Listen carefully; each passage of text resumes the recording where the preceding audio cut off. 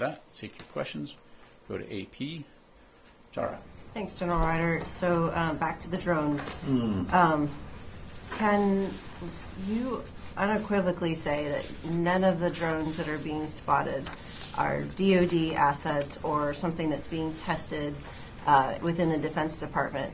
Are all of these either civilian or otherwise, but just not Department of Defense drones? You're talking about the drones in New Jersey up and down the...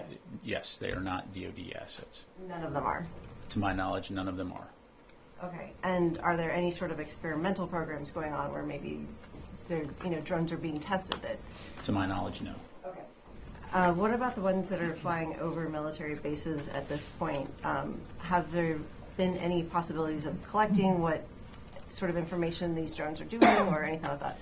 Yeah, again, just to kind of put this into context, and I know that our colleagues at the White House, FAA, DHS, FBI have all made this point.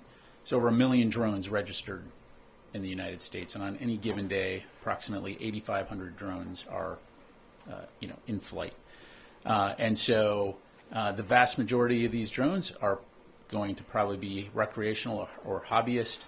They're going to be commercial drones, used in things like architecture, engineering, farming, or they could be used for law enforcement. Is it possible that some of those drones could be up to malign activity? It's entirely possible, but the vast majority, that is not, the case. And in the case of drones flying near or over U.S. military installations, that in and of itself, just given the volume of drone flights we see on a given day, is not something that's new.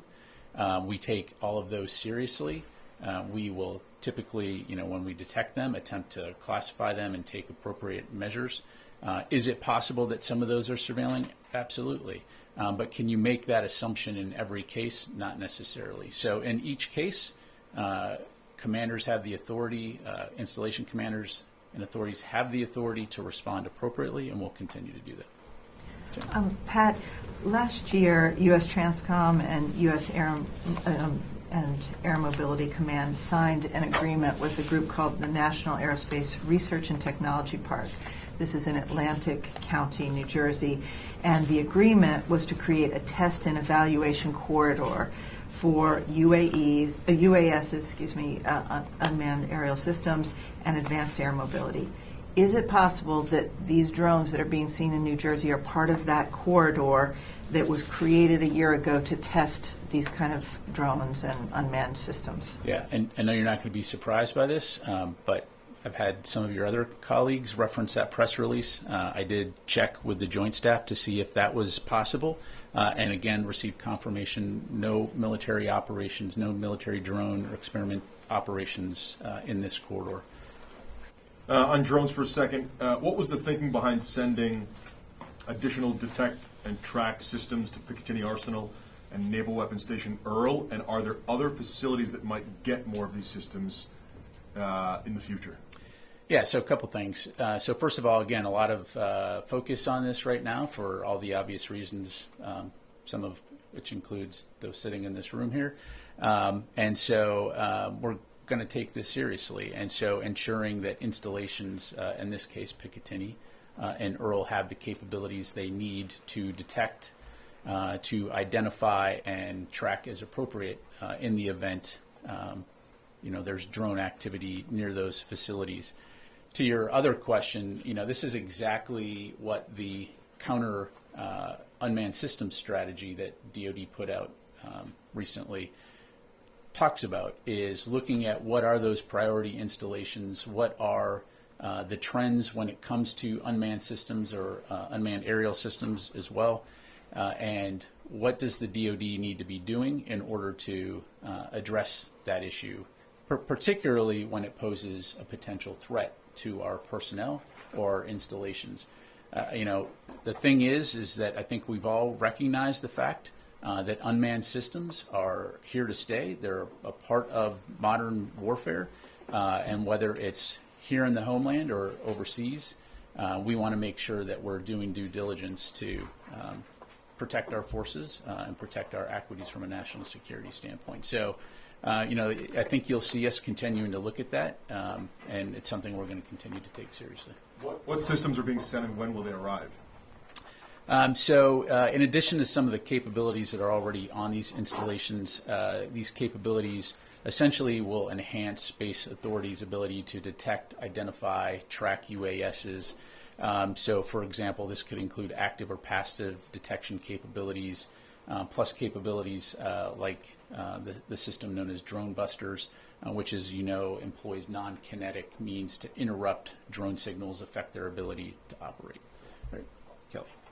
You mentioned that it wasn't all that unusual to see some drones over military bases. You mentioned this is becoming more and more of a common occurrence in the use of drones. But what would constitute it as a threat? What is the benchmark, and have you been communicating with other military installations to be ready for more of these drones, and how to spot if it could be a threat before it might be too late? Yeah. Again, it won't surprise you. This is not a new conversation for us within DoD. I mean, as I highlighted, drones flying, whether here or overseas, is not something new, right? And especially in the United States with 1 million registered drones and 8,500 flying on any given day. Similar to vehicles that may inadvertently approach a base, the same can be true for drones. As to what constitute a threat, that obviously has to be assessed on a case-by-case basis, depending on what the drone is doing, where it's going, and so I'm not going to provide a blanket definition, but again, the idea here is that by providing training, capabilities, resources, commanders are able to assess and make those determinations.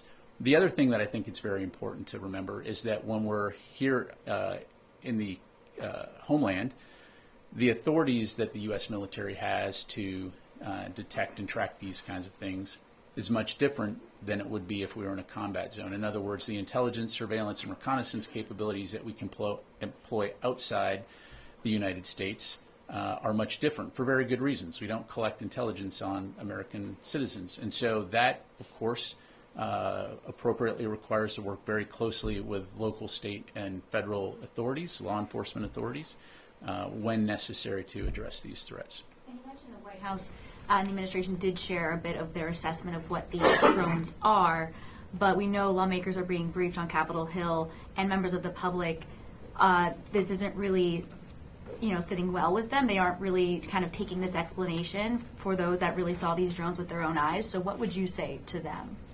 Well, again, I definitely don't want to minimize the significant interest and the concern that people have.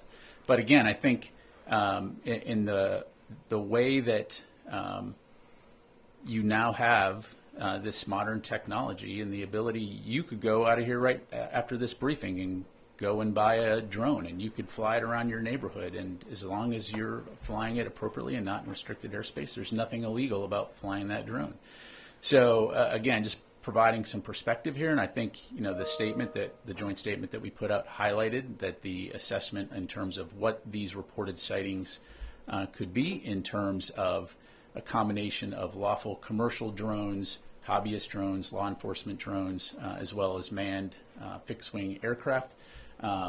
Again, don't want to minimize it, but I think it's important to understand too just the volume of drone activity that will likely only increase into the future, and the fact that it is legal to fly drones, and if they go into restricted airspace, of course, we'll take appropriate action.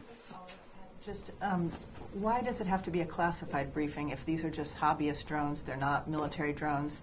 Why is it a classified briefing on the Capitol Hill? I'd have to refer you to Congress on that. Again, sharing as much information as we can here. I don't have the briefing in front of me, so I can't tell you specifically, what aspects are classified or not. I can assure you, though, that again, we are sharing as much information as we can based on what we know. Let me go to the other side of the room here, Chris. Thanks, Pat. Two questions on drones. One, there's particular interest, perhaps by us, but also from the U.S. government, regarding the drones in New Jersey. Does the Pentagon have any indications that those drones in New Jersey are somehow different in size, activity, etc., than the drones that have been spotted at Wright-Patterson Air Force Base, Hill Air Force Base, and other locations in the past few days?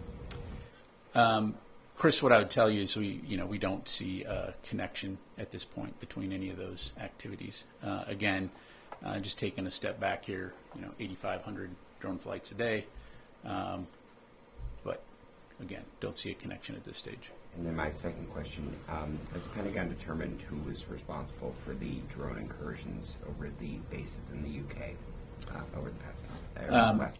Yeah, to my knowledge, still being looked at. I'd have to refer you to the UK MOD and US Air Forces in Europe. Thank you. Have any of the drone sightings been accompanied with sightings of a large rectangular black object, sometimes called a monolith, often accompanied by Also sprach Zarathustra by Richard Strauss? Yeah, thanks, Jeff. I would probably have to think back to the words of a very wise prophet, Obi-Wan Kenobi, who said, "These aren't the drones you're looking for." But beyond that, I'll just have to move along. Okay, let me go to Howard Altman, Warzone. Thanks. Well, that was hard to top. I got two questions, one on the drones and one on Syria. I know you told Chris that these are not seeing, you're not seeing any connections, but in terms of visual or sensor data that is of the drones that have been seen over the U.S. bases, both CONUS and no CONUS, what similarities are you seeing in visual and sensor data? Yeah, thanks, Howard. On your first question, I'm not going to have any information to provide in terms of sensor data, other than, again, as I highlighted earlier, we are employing a variety of both passive and active sensors in order to detect as it pertains to DoD installations. And of course, we're not the only ones in this business when it comes to U.S. civil airspace. I'd certainly refer you to DHS and FAA on that front. Last question, Mike. I know you're hoping for a drone question, so let me oblige you. Okay. You say that there are these sightings. Why do most of the sightings seem to be around New Jersey? I mean, it's the Garden State and all, but what is so special about New Jersey that it's getting most of the attention from this? I've never seen drones here. I've never seen them flying around Virginia. And second question, drone-related question. I know we are building on you're developing the military's ability to detect drones. Are you also working on their ability to defeat drones in the air? Yeah, absolutely. To answer your last question, and I would encourage you to go take a look at the counter unmanned strategy that we put out, just last week, that talks about the approach that we're going to take. And that includes the ability to defeat drones both kinetically and non-kinetically. And so, again, looking at places like Ukraine, we've seen the impact that drones can have on the battlefield, and so it's something that the department's taking very seriously. As for your question in terms of the preponderance of sightings, reported sightings in the New Jersey Northeast corridor, I can't answer that question, Mike. Again, personal experience, I have seen drones in D.C. I've seen drones, personal drones flying around. And as I've mentioned from this podium before, one of my close relatives is a private drone operator. And I'm sure some of that person's neighbors have often wondered, what that drone is doing. So, without taking a holistic snapshot of every single privately operated drone across the United States, some of which can be that big, some of which can be that big, it's hard to know specifically, why at this point in time. And again, as was highlighted in the joint statement, the current assessment explains what we think most of those are, to include piloted manned aircraft. The last thing I would say on it, again, completely understand the concerns, completely, will reinforce we're taking this seriously. It's sometimes when you focus on something, suddenly you notice more. And so, there's always the potential that because of the heightened awareness, now we're just more aware of this particular issue. But again, we'll continue to take this very seriously. We'll continue to take appropriate action if and when it's deemed that any of these drones near U.S. military installations pose a threat. But in the meantime, again, I think it's been very clear that we've not identified that any of these reported drone sightings were assessed as anomalous, or that it presented a national security or public safety risk over civilian airspace in New Jersey or other states in the Northeast. All right. This is part of this testing corridor between Dover Air Force Base and Joint Base McGuire. Yes. Thank you. All right. Can I ask you a follow-up? I apologize.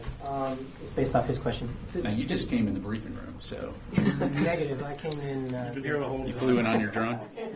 But thank you. That's okay. Normally my pattern, but you talked about the military bases. Has there been a surge in counter detection equipment that has been sent to military bases? I'm aware that DHS has sent other equipment to the New Jersey area. Is any of that include DoD equipment, or is that strictly all DHS? As I highlighted earlier, for Picatinny, we did send some additional active and passive detection capabilities, as well as some counter-drone capabilities.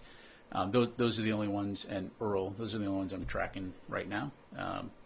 But again, if we need to look at other installations, we certainly can, but I don't have anything else to. When you say active and passive, I mean, that is just strictly detection, or is that actually to bring drones down? So active and passive detection, different methods to be able to detect drones using different capabilities, right? So passive measures would essentially be, it just has the ability to receive signals without emitting signals.